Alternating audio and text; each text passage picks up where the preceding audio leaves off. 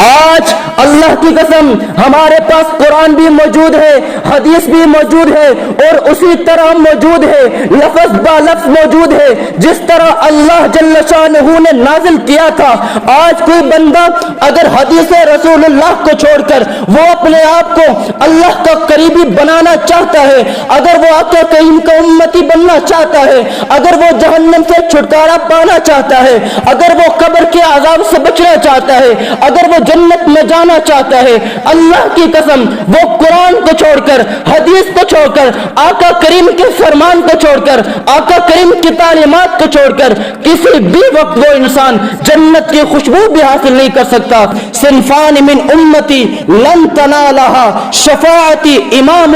ظلوم عشوم وکل غام مارک۔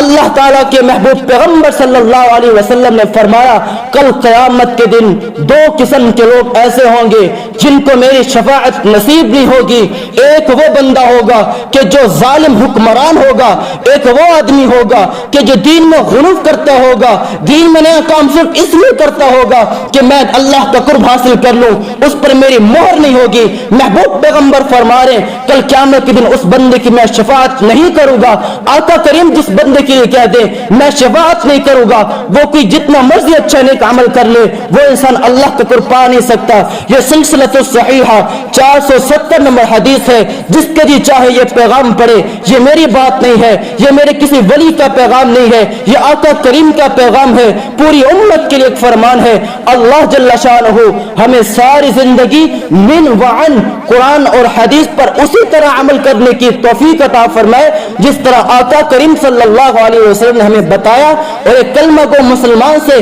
اسی طرح محبت کرنے کی توفیق عطا فرمائے کہ جس طرح صحابہ کرام نے محبت کی۔